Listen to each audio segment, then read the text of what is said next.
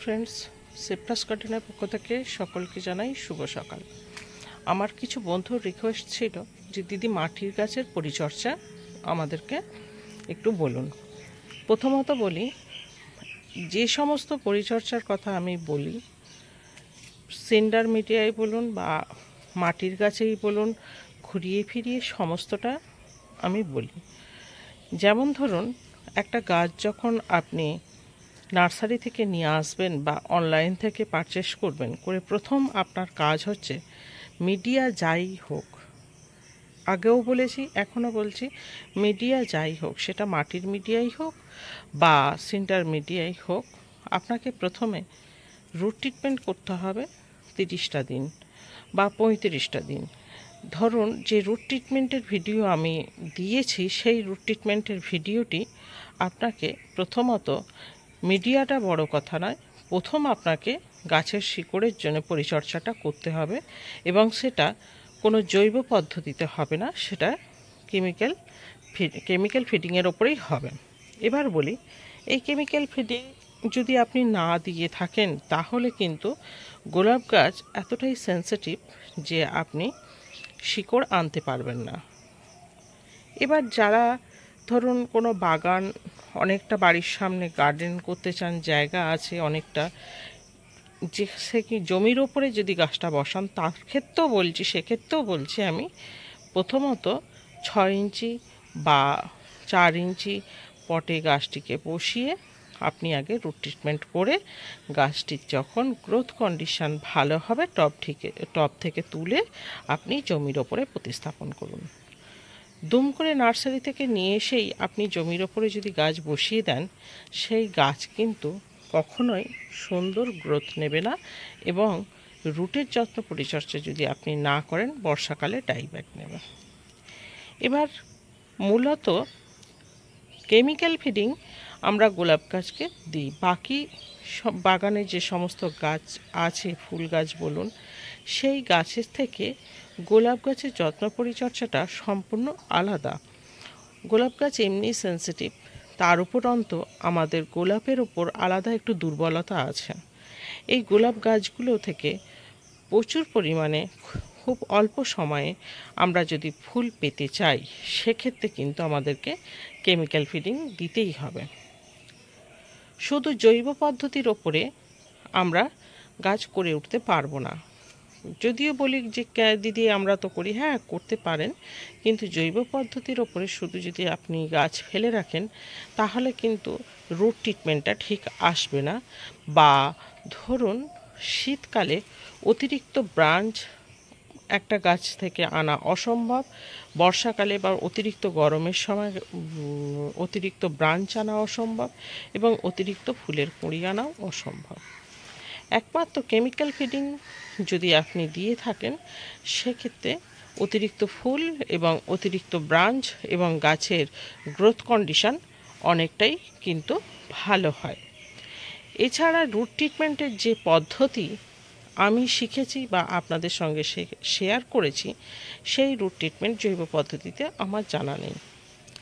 তাহলে প্রথমত বলি, আমি যতটা শিখেছি বা আমার যতটা ক্ষমতা, অভিজ্ঞতা, সেই অভিজ্ঞতার ভিত্তিতে রুট ট্রিটমেন্ট প্রথমত 30 দিন আমরা কিন্তু কেমিক্যালের ওপরেই গাছকে দিই এবং সেই প্রিভিয়াস ভিডিওতে রুট ট্রিটমেন্টের কথা বলা আছে, সেটা আপনি জমিতে প্রতিস্থাপন করুন বা টবের মিডিয়া মাটি হোক বা সিন্ডার হোক, এই রুট ট্রিটমেন্ট কিন্তু সব ক্ষেত্রেই একই যাবে।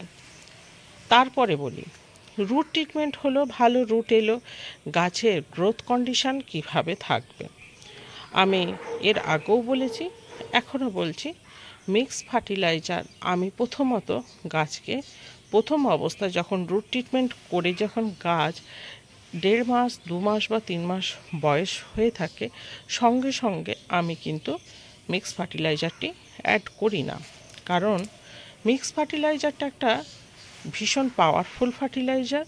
গাছকে প্রথম অবস্থাতে দিয়ে দিলে গাছ হয়তো হু হু করে বাড়লো, ঠিক আছে, কিন্তু গাছের যে সমস্ত সমস্যা থেকে থাকে, ধরুন গাছে ব্লাইন্ড শুট আসছে বা গাছে ঠিকমতোভাবে বৃদ্ধি হচ্ছে না, যে কোনো সমস্যার ক্ষেত্রে কিন্তু মিক্স ফার্টিলাইজার সমস্যা সবসময় যে সমাধান করে তা কিন্তু নয়। তার জন্য আমাদের হাতের কাছে কিন্তু রাখতে হয় 13-40-13 এবং 52-34 বা এনপিকে 19-19-20-20।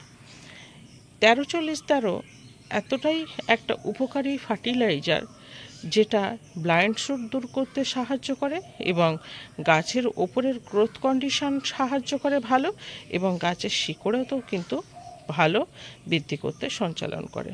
13-40-13টি আমি বাগানেতে ভীষণভাবে পছন্দ করি।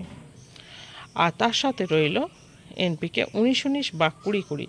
সেক্ষেত্রে এই ফার্টিলাইজারগুলো গাছের নাইট্রোজেনের ব্যালেন্স, ফসফরাস এবং পটাশিয়ামের ব্যালেন্স তিনটেকেই সমানভাবে গাছের মধ্যে ধরে রাখতে সাহায্য করে। এই জিনিসগুলো আমি ব্যবহার করি ওই কারণে মিক্স ফার্টিলাইজার গাছকে প্রথম অবস্থায় খাওয়াই না। যে গাছগুলো ধরুন 1 বছর বা 1.5 বছরের হয়ে গেছে সেইগুলোর ক্ষেত্রে আমি মিক্স ফার্টিলাইজার সাজেস্ট করি। আপনারা সেন্ডারের গাছের ক্ষেত্রে হলে আপনারা দিন, এবং মাটির মিডিয়ার ক্ষেত্রে হলে সপ্তাহে 2 দিন দিন, সেন্ডারের গাছের ক্ষেত্রে হলে সপ্তাহে 5 দিন দিন। কিন্তু প্রথম অবস্থায় নার্সারি থেকে গাছ নিয়ে এসে খুব ছোট অবস্থায় 1 মাস রুট ট্রিটমেন্টের পরেই কিন্তু আমি মিক্স ফার্টিলাইজার ধরাই না। এই গেল ফার্টিলাইজারের ওপরে কিছু কথা। কারণ অনেক বন্ধুদের অনেক ডাউট থাকে যে দিদি মাটির মিডিয়ার কি পরিচর্যা হবে, সিন্ডারে কি পরিচর্যা হবে। পরিচর্যা প্রথমত শুধু জৈব পদ্ধতির ওপরে গোলাপ গাছের পরিচর্যা করে উঠতে গেলে এত ফুল এবং এত অধিক বাঞ্চ হবে না। যে সমস্ত পরিচর্যা কেমিক্যালের উপরে যাচ্ছে সেটা আপনি ঘুরিয়ে ফিরিয়ে মাটি মিডিয়া বা জমির গাছে কিংবা সিন্ডার মিডিয়ায় আপনি করে দেখুন, সবটাই কিন্তু আমি একইভাবে বলে যাচ্ছি। এরপরে খাবার দেওয়ার বিষয়টা, মিডিয়া যদি ভিজে থাকে সেক্ষেত্রে খাবার আপনাকে দেওয়া বন্ধ রাখতে হবে সেদিন। মিডিয়া শুকনো হলে খাবার এবং জল পর্যাপ্ত পরিমাণে দিতে হবে। গাছের স্টেমগুলোতে বারবার জল স্প্রে করে স্টেমগুলো ভেজাতে হবে, যাতে স্টেমগুলো ভিজে থাকলে নিত্য নতুন এইভাবে ব্রাঞ্চগুলো ছাড়তে পারে। এইভাবে লাল লাল নিত্য নতুন ব্রাঞ্চগুলো ছাড়বে। দ্বিতীয়ত আরও কিছু কথা আপনাদের সঙ্গে শেয়ার করি, সেটা হচ্ছে ইনসেকটিসাইড বা পেস্টিসাইড বা ফাঙ্গিসাইড আমরা যখন গাছের ওপরে স্প্রে করব, যে আমি ভিডিওগুলো আপনাদের সঙ্গে শেয়ার করেছি যে কোনো ওষুধের ক্ষেত্রে বা যে কোনো মাইক্রোনিউট্রিয়েন্টসের ক্ষেত্রে, সেটা কিন্তু মিডিয়া যাই থাকুক না কেন গাছের ওপরের স্প্রের ক্ষেত্রে একই পরিচর্যা যাবে। সেটা মিডিয়া যাই হোক, জমিতে গাছ বসানো থাকুক বা মাটির মিডিয়া হোক বা সিন্ডার মিডিয়া হোক। প্রথমত যে ফিডিংটা আপনি দিচ্ছেন সেই ফিডিংটি আপনাকে লক্ষ্য রাখতে হবে যে আপনি সেটা কতদিন চালাতে পারবেন গাছকে এবং কতটা যত্ন পরিচর্যা করতে পারবেন।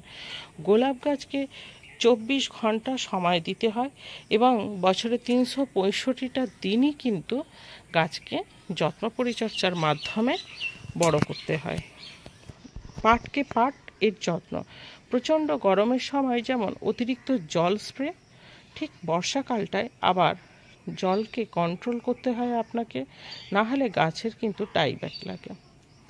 আবার যখন আপনি আগস্টের 15 তারিখের পর আসলেন তখন কিন্তু আবার আপনাকে ফিডিং বন্ধ করতে হবে, জল ঠিকমতো পর্যাপ্ত পরিমাণে চেক করে দিতে হবে যেন বেশি না হয়, তারপরেই আসবে প্রুনিংয়ের পালা।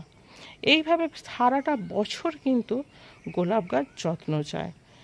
তাই বলছি বন্ধুরা, যে সমস্ত পরিচর্যা যাচ্ছে মিডিয়া যাই হোক পরিচর্যা একই যাবে। শুধু কোনো বন্ধু যদি জৈব পদ্ধতিতে করতে চায় তাহলে কিন্তু এত ব্রাঞ্চ এত ফুল পাওয়া সম্ভব নয়, এবং শুধু জৈব পদ্ধতির ওপরে আমি গাছ রাখি না এবং ওইভাবে পরিচর্যা আমার হয় না। আমি মাটির মিডিয়া প্রথমত আগেও বলেছি যে 30 থেকে 35টা গাছ আমার মাটির মিডিয়ায় ছিল, সেই মিডিয়াগুলোকে আমি না ধুয়েই সিন্ডার মিডিয়াতে শিফট করে দিই, তাতেও কিন্তু গাছ আমার খুব সুন্দর হয়েছে। সেই পরিচর্যা বা শুধু সিন্ডারের পরিচর্যা আমার একই যাচ্ছে, কিন্তু গাছ আমার খুব ভালোই আছে, দিব্যি গাছ হচ্ছে, কোনো অসুবিধা হয়নি। খালি দেখতে হবে মিডিয়া ভিজে থাকলে আপনি সেই সময় খাবারটা দেবেন কিনা বা জলটা দেবেন কিনা, গাছ কি চাইছে সেটা আপনাকে পর্যবেক্ষণ করতে হবে। গাছের সঙ্গে থেকে থেকে সেটাকে আপনাকে শিখতে হবে যে গাছ কি চাইছে। তাহলে বন্ধুরা, আজকে আপনাদের এই যে বন্ধুরা কমেন্ট করেছিলেন যে দিদি মাটির মিডিয়ার পরিচর্যা কী হবে বা সিন্ডার মিডিয়ার পরিচর্যা কী হবে, তা সেই প্রশ্নের উত্তর নিশ্চয়ই আশা করি কিছুটা হলেও আমি আপনাদের সঙ্গে ক্লিয়ার করতে পেরেছি। সুস্থ থাকুন, ভালো থাকুন, আর ভিডিওটি কেমন লাগলো অবশ্যই কিন্তু কমেন্ট করে জানাবেন। আর যদি আমার চ্যানেলে নতুন হয়ে থাকেন তাহলে চ্যানেলটিকে সাবস্ক্রাইব করবেন, পাশে থাকা বেল আইকনটি বাজিয়ে রাখুন নিত্য নতুন ভিডিওর নোটিফিকেশানটি পেতে। আজকের মতো এইটুকু।